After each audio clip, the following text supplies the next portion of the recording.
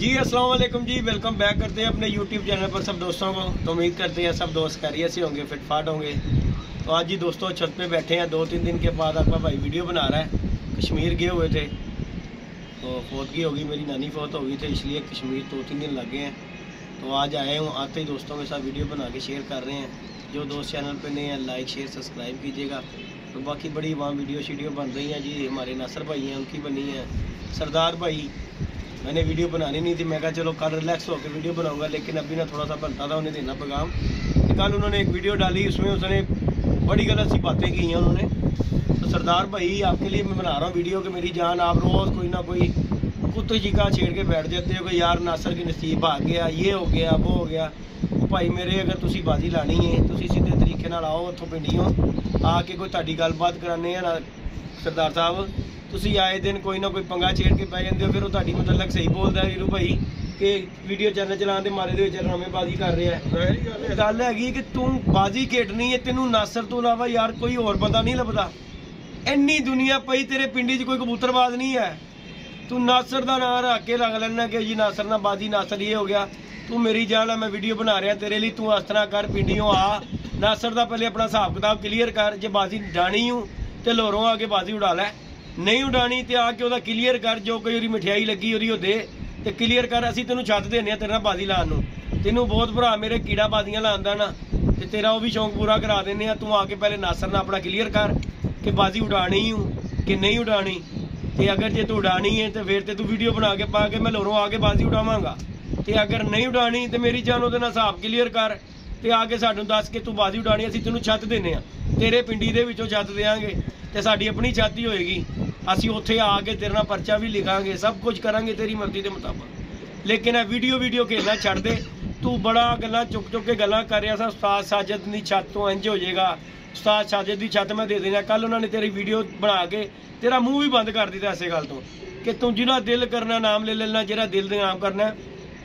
कदी तू नासर नूं अनपढ़ कहना, मेरी जान तू पढ़िया लिखिया है, तू पढ़िया लिखिया गवार है मेरी जान, तू पढ़िया लिखिया नहीं है। क्योंकि कदी तू कोई गल करना तेरा एक बयान खलोंदा ही नहीं है।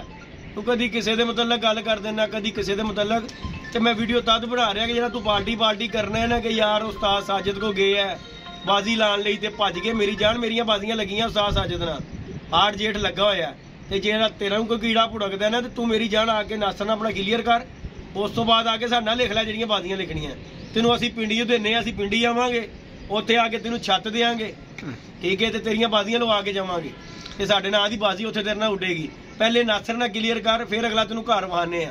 वीरू साहब तुसीं देखो, तुसीं कबूतरबाज जे साहब बंदे दसो जिहदी बाजी लगी है लोरों, ओहदा की बनेगा?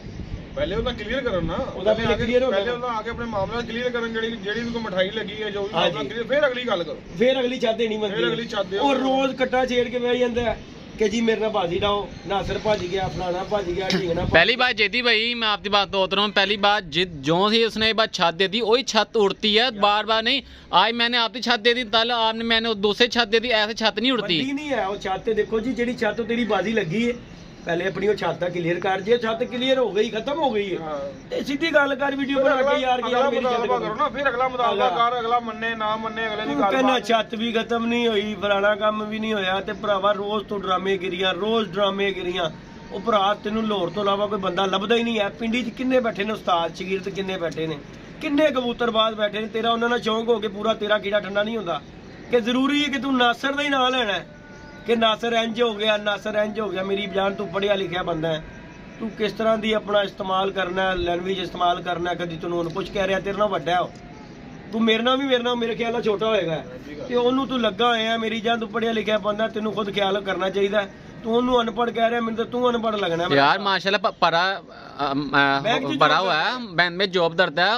मेरी बात समझा, इसी बाजियां लगी हैं। नासर भाई ने तभी नाम लिया, उस्ताद का नाम यार बनता ही नहीं बनता ना। और ये जो सरदार भाई हैं ये बार बार नाम लेते हैं, चौधरी अकरम शहजाद का नाम लेके बार बार कर रहा है ना। मेरा भरा है बड़ा, मेरी जान तू एक बारी नासर ना अपनी बाजी क्लीयर कर। तेरे पिंडी आके तेरे को शौक करांगे, अल्लाह खैर करेगा। जिस तरह तेरा दिल करेगा उस तरह कर ली। तेनू बहुत शौक है ना शौक करना, लोहरियां ना शौक करने का, तेरा वो भी शौक पूरा करावांगे। पहले आके नासर ना क्लीयर कर, तेरा बैठ के ਉਹਦੇ ਨਾਲ गलबात कर, तो फिर उस तो बाद तेरे नाल बाजी भी लावांगे। ਪਿੰਡੀ ਚੋਂ ਤੇਰੇ ਨਾਲ ਸ਼ੌਂਕ ਕਰਾਂਗੇ, ਅੱਲਾ ਖੈਰ ਕਰੇਗਾ, ਤੇਰੇ ਘਰ ਬੈਠ ਕੇ ਖਾਵਾਂ ਪੀਆਂਗੇ ਵੀ, ਤੇਰੇ ਵਿੱਚ ਆ ਕੇ ਬਾਜ਼ੀ ਵੀ ਲਾਵਾਂਗੇ।